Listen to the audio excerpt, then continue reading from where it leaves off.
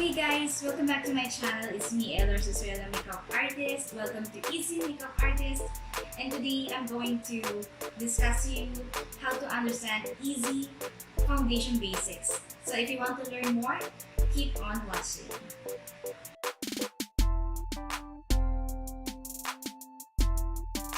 So ano nga ba ang purpose ng foundations? Dito tayo kasi nagkakaroon ng struggles when we are finding the right, not just the shade of foundation, pero yung tamang foundation for our skin types, okay? So first, ano nga ba ang purpose ng foundation? Why do we use foundation? Even in my job as a makeup artist. So, foundation, the purpose is to even out skin tone, to diminish the flaws, prepares face to apply other colors. Ang objective naman ng having or applying foundation is that it even outs like skin tone variation, so that skin can have same tone ng color, texture, and appearance. Diba? Para mag-even out yung tone natin.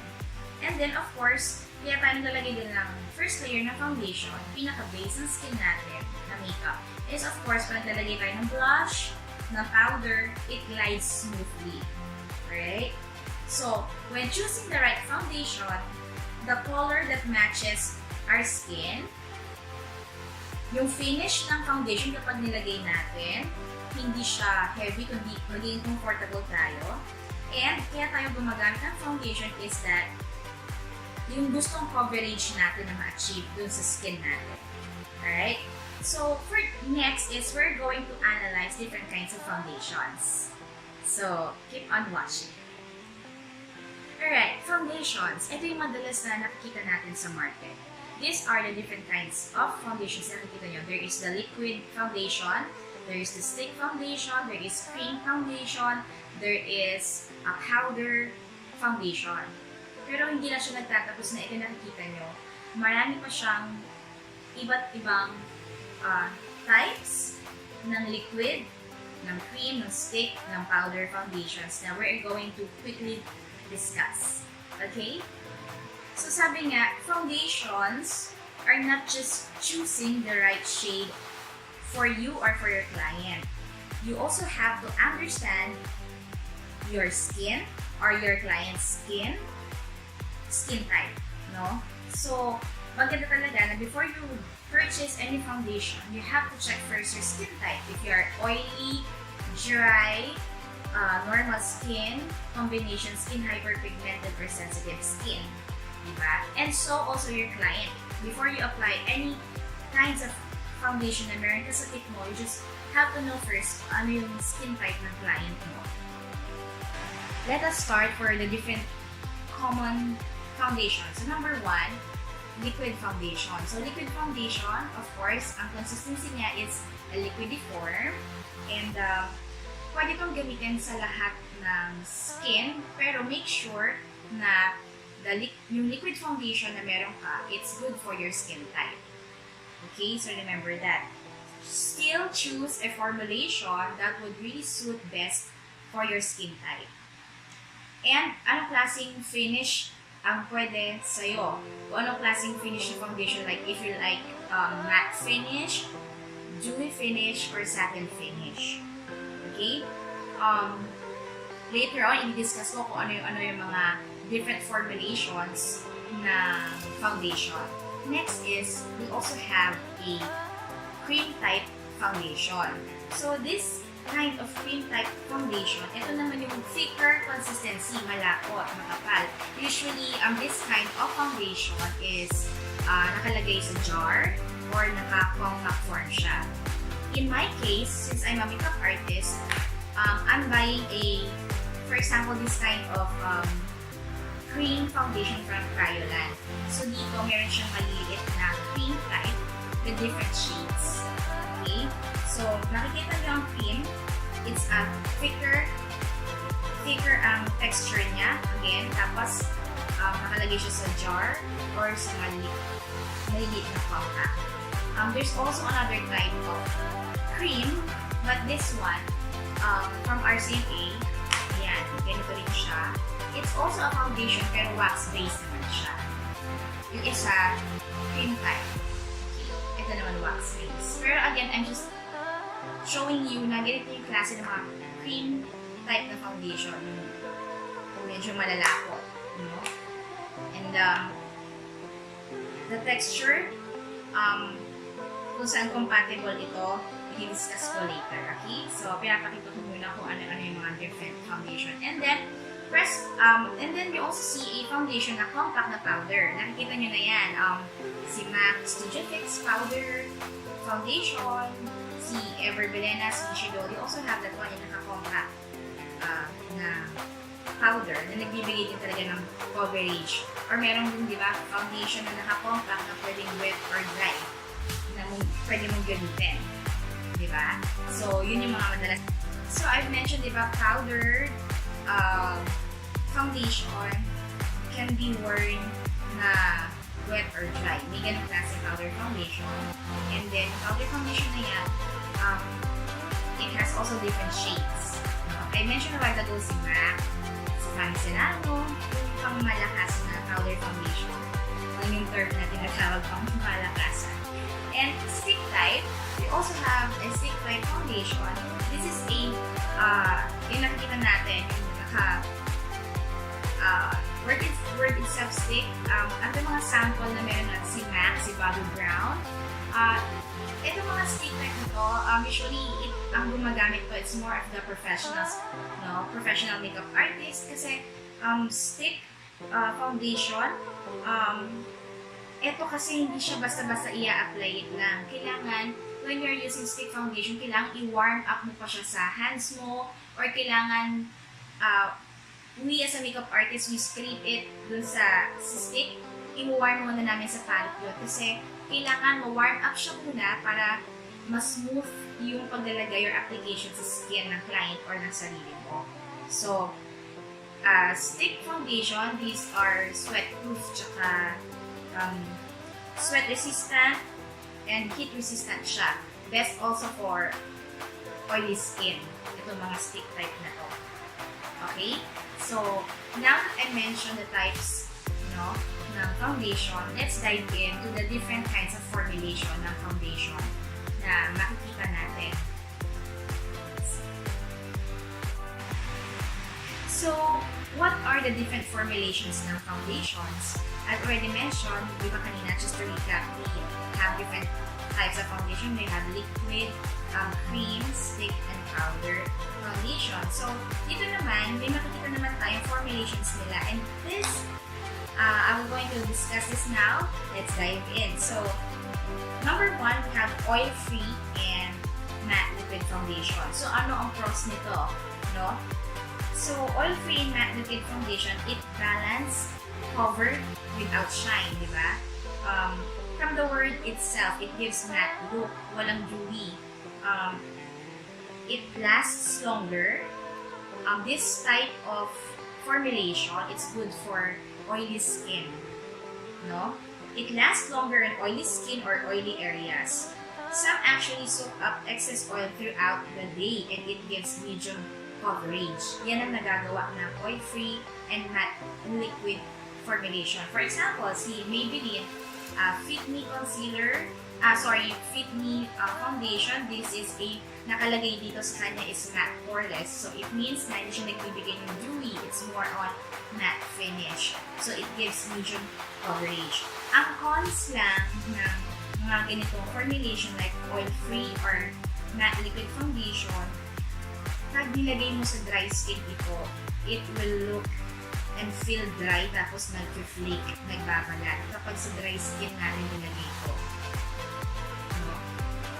This kind of formulation, mas okay po siya sa oily skin and combination skin. Alright? Oily skin and combination skin. Next is, we have ultra matte foundation. So, when we say ultra matte, these are the types of formulation that it really gives full coverage. Or sa term natin, talagang wapak. Talagang pangmalakasan. So, ano ang pros ng ultra matte foundation? So, it truly stays put no matter what. Hindi siya gumagalaw, hindi siya mag-move. It is really recommended for super oily skin. Yan. And it will last outlast any foundation. So, ganun siya kalakas. So, ano yung mga example nito? If we are familiar with Makeup Forever Velvet foundation, yan yung meron si Makeup Forever. As in, pag nilagay mo yan, hindi na siya mag-move. No? Malakas talaga siya. Full coverage yung effect ng isang ultra matte foundation. Ang cons lang nito is, of course, since it's very ultra matte, very quick ang drying time. So, kailangan talaga, pag naglagay ka nito, huwag ka agad maglalagay lahat per area kasi mabilis siya mag-dry. Of course, when it's ultra matte finish, talaga ang film nito medyo heavy. And it leaves the skin dry. So, talagang mas best to kapag super oily skin ang gagamit nito.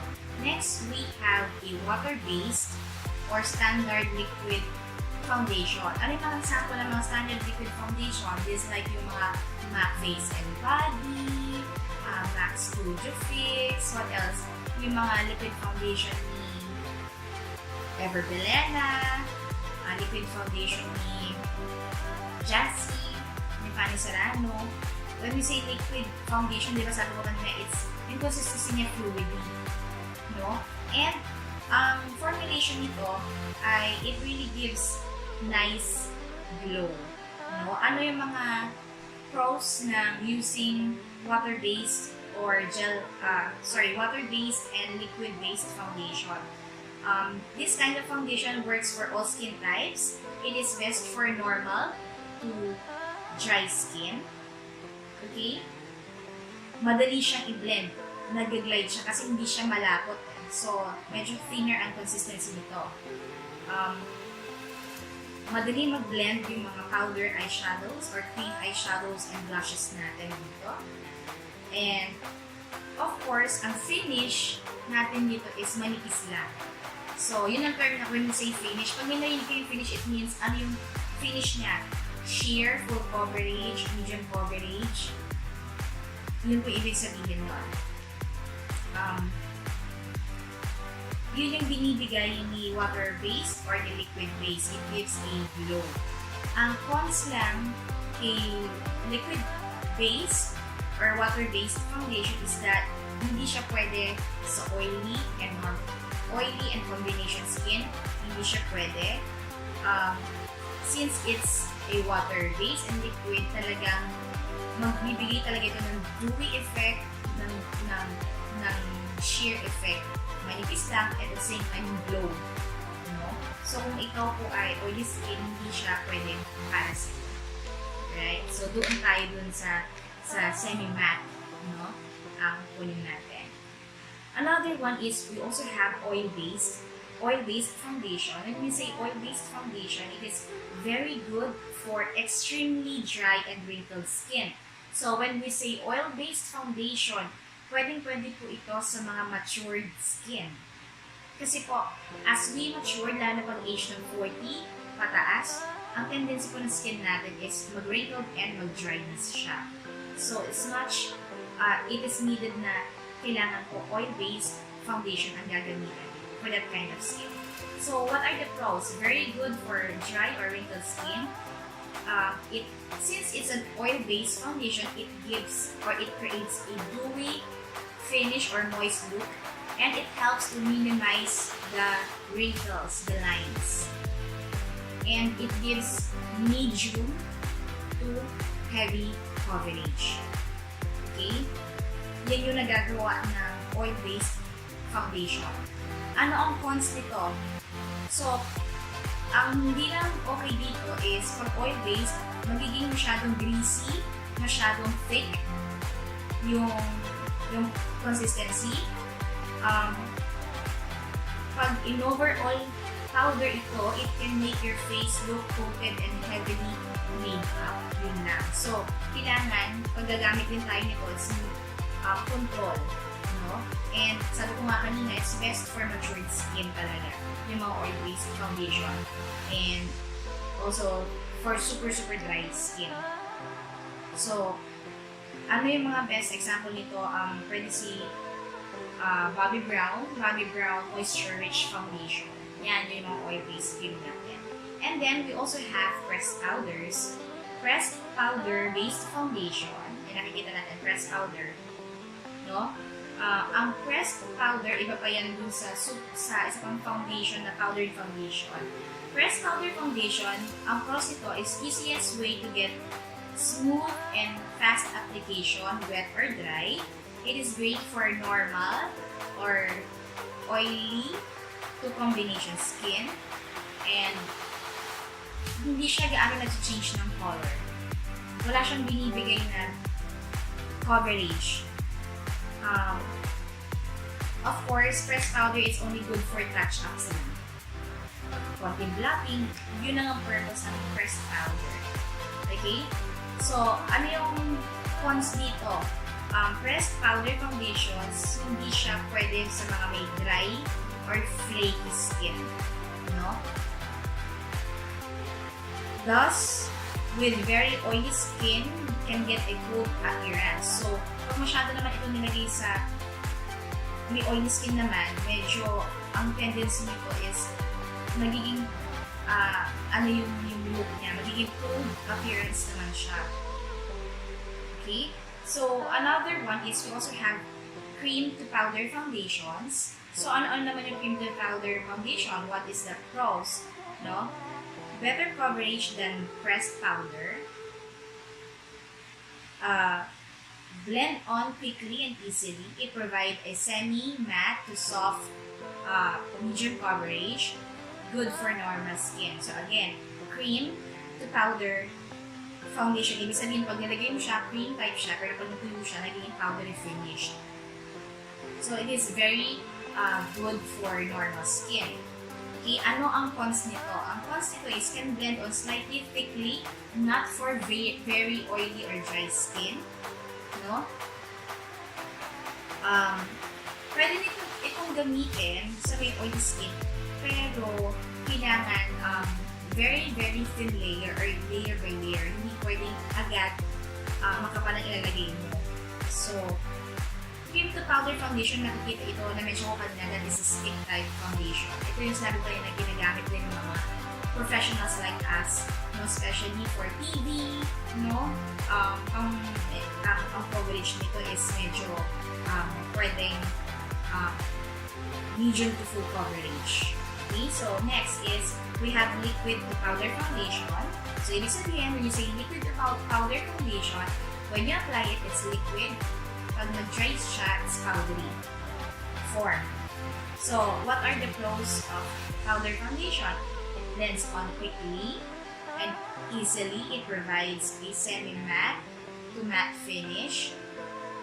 Ang coverage nito is sheer to medium coverage. And, again, it's great for normal to oily skin. And, hindi mo na kailangan mag-powder kasi nga, sabi nga kanina, liquid siya, kung natuyo, magiging powder siya. So, yun yung liquid to powder foundations. Okay, so, ano ang cons nito? So, madali siyang matuyo. Not best for dry skin. Kasi nga, dahil powdery finish. So, hindi siya pwede sa may dry or chappy skin. Yun yung cons ko. So, ano yung mga liquid to powder foundation? So, ito yung mga yung Studio Fits, no? Mga MAC, yan, liquid to powder foundations, and yun. And then, we also have the foundations with shine or tinted moisturizers. So, itong mga foundations with shine or tinted moisturizers, ito yung hindi pwede hindi siya pwede for bright. Kasi this is only for everyday look. Yung pang everyday na nalalabas ka lang. So, ano yung pros nito? Tinted moisturizer, it gives a subtle glow to dull skin. No? Maganda siya sa photography, especially if you have a model. Tapos, ang ganda na ng skin niya. So, kailangan mo lang a small amount of tinted moisturizer. Tapos, it gives a nice glow sa photographs, no? It only gives minimal coverage na kasi sheer na tinted moisturizer lang to, no? And nakakatulong ito sa mga may mga wrinkles, no? Kasi nag-gives ng plump sa skin. Ang cons lang nito, yung formulations kasi nito, it could be greasy or too shiny. Kaya hindi siya pwede sa mga bridal. More on model or magazine shoot siya. Kasi nga, it's only tinted moisturizer and it gives a nice glow. Pero kung gagamitin mo siya for wedding and for pangmalakasan events, it's not really suitable. So, yun yung mga different types of foundations natin. Ito yung mga different kinds of formulations na makikita natin sa likod ng mga foundations natin. Kung bumili tayo ng foundations, makikita natin doon sa likod kung ano yung formulation niya. Is it matte? Semi-matte? Is it tinted moisturizer? Oil-based? No? Makikita natin yan when we purchase. Or if you're going to buy, ma-assist kayo ng mga salesperson doon kung ano yung different types ng formulations, especially yung mga high-end foundations. They know kung ano yung mga formulations nito and they will help you kung ano yung right formulations para sa iyo sa skin type. Hi guys!